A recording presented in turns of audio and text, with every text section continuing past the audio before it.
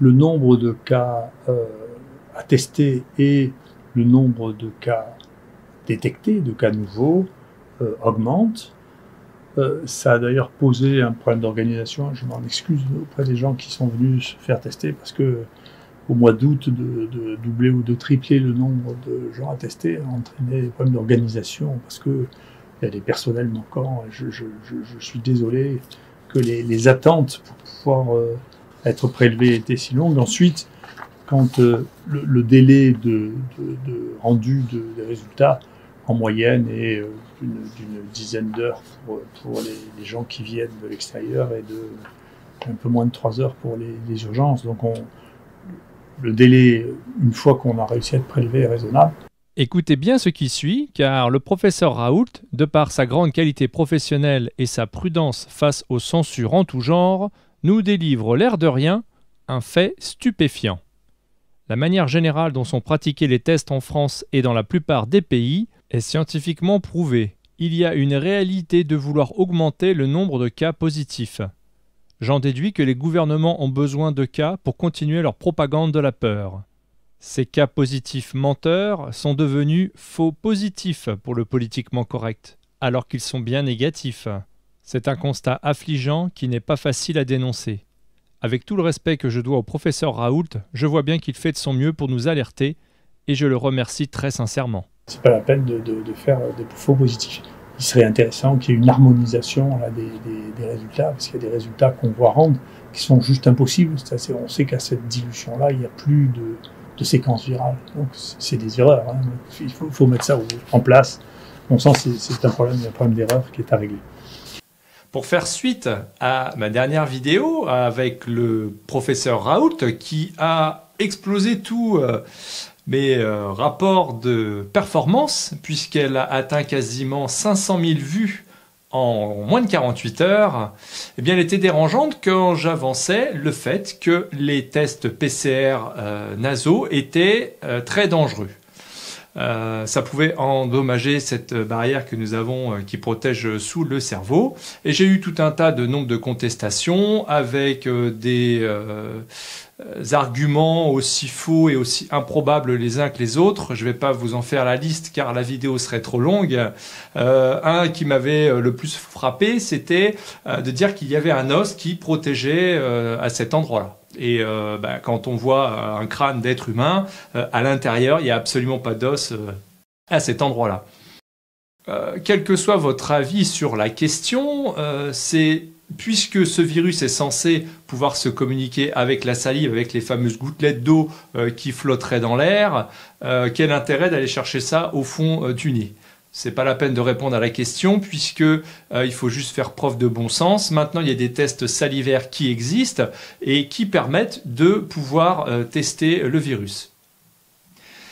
Donc, ce qui se passe à l'intérieur, avec cette tige qui, la plupart du temps, donne des migraines, elle a pour but, notamment quand c'est mal fait, et c'est souvent le cas, à endommager donc cette barrière et donc à permettre de pouvoir infecter plus facilement le cerveau ou autre partie dans l'organisme.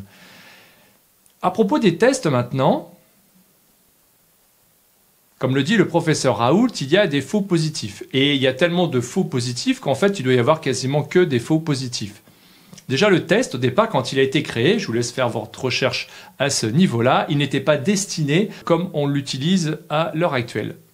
Ce qui se passe, c'est que du coup, on va tester des choses que la plupart des gens ont dans le corps. Bien souvent, c'est des restes de grippe ou de vaccins ou de tout un tas d'autres choses. Et ces tests sont donc, il y avait même eu des envois de fragments d'autres choses, des bouts de pastèque, voilà, différentes choses qui n'avaient rien à voir avec les êtres humains. Et on avait trouvé aussi dans ces tests, effectivement, qu'il y avait aussi le virus. La deuxième facette du problème avec les tests, c'est que vous croyez donc en vous faisant tester que vous allez vous dégager, vous libérer en quelque sorte hein, du poids de la contagion, de se dire comme je suis pas positif, je vais pouvoir après me rapprocher des personnes que j'aime sans risquer de les rendre contagieux. Eh bien, vous avez en partie aussi faux, puisque les tests, donc à chaque fois que vous faites tester, ça fait un cas supplémentaire. qu'il soit faux positif ou pas. Et de plus, si vous faites tester 3 fois, par exemple, eh bien, vous allez alimenter les pourcentages de 3 fois. C'est-à-dire qu'ils ne vont pas compter le nombre de personnes, mais bien le nombre de tests et le nombre de cas positifs. En fait, en vous faisant tester, aujourd'hui, vous participez, vous êtes un complice dans cette propagande de la peur. Oui, vous êtes complice, car si vous n'avez pas de symptômes, vous n'avez pas besoin de vous faire tester, il y a tout un tas d'aspects aussi où on vous demande d'être testé et c'est absolument illégal. Personne aujourd'hui, par rapport à la loi, ne vous oblige à vous faire tester. Et encore moins à vous faire injecter quoi que ce soit dans le corps. À côté de ça, le nombre de décès chez nous, d'abord, n'augmente pas sur cette période qui est donc qu'on estime avoir commencé aux alentours du 15 juin, qu'on appelle le deuxième acte. Il y a eu 2953 personnes qui ont été positives, dont 9 sont mortes ici ou ailleurs, avec 0,3% de mortalité, ce qui fait une mortalité très faible. Et parmi les gens qui ont été traités par hydroxychloroquine, azithromycine, il y a eu un mort. En plus de 3 jours, il y a eu un mort, ce qui fait 0,06%. Et c'est ce que traduit aussi les statistiques nationales, où la mortalité n'a pas varié d'une manière significative depuis, au contraire, elle a diminué. Pour l'instant, on ne voit pas du tout de remonter la mortalité. Peut-être que ça arrivera, l'avenir est imprévisible. Quant au nombre de morts, on a fait l'analyse, nous, maintenant, de tous les patients hospitalisés. On a eu à peu près 1000 patients hospitalisés, un peu moins.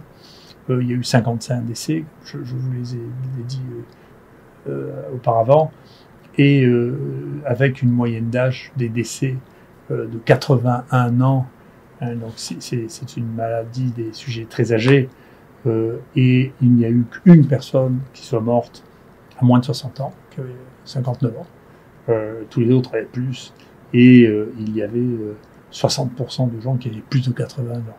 Donc c'est une maladie des sujets âgés. Malheureusement, les sujets de cet âge sont très fragiles. Ici, en plus, ils sont obésodiabétiques. Alors, il y a une surmortalité qui est importante, mais qui est celle de toutes les infections respiratoires de tous les ans. Je ne suis pas sûr que ça changera beaucoup à la fin de l'année. Voilà. Et donc, sur l'ensemble de ce que nous avons eu, voilà, au total, et jusqu'à maintenant, on a eu 7500 personnes positives qui sont passées par les HU, dont 171 sont morts ici ou à l'extérieur dans l'assistance publique ou ailleurs. Et on a traité 4756 personnes, dont 19 sont morts par hydroxychloroquine et azithromycine. Donc se pose la question, compte tenu du fait que il y a peu ici de sujets jeunes, il y a des endroits dans lesquels il y a une mortalité plus importante des sujets jeunes, hein. Mais ici il y a une très faible mortalité, de savoir s'il faut continuer à donner hydroxychloroquine, azithromycine. La réflexion qu'on a, c'est qu'il apparaît de plus en plus dans cette maladie qu'il y a des auto-anticorps, c'est-à-dire que les gens sécrètent des anticorps contre eux-mêmes. Et parmi ceux-là, il y a les anticorps qu'on trouve dans le lupus, qui s'appelle le lupus anticoagulant, et qui donnent des coagulations anormales, qui risquent de donner des embolies pulmonaires. Et le traitement de ça, des anticorps anti-lupus, c'est l'hydroxychloroquine, hein, c'est le plaquenil, c'est pour ça qu'on le prescrivait avant le Covid. Donc, comme on trouve ça dans un nombre vraiment significatif de cas dans la période actuelle, pour nous, il n'est pas question d'arrêter, d'autant qu'il est sorti très récemment un travail chez les multicentriques dans un des meilleurs journaux de cancérologie qui montre un gain de mortalité de 60% si on donne de l'hydroxychloroquine aux gens qui ont un cancer et un Covid par rapport aux gens qui n'ont pas d'hydroxychloroquine. Donc, il n'est pas raisonnable de s'arrêter.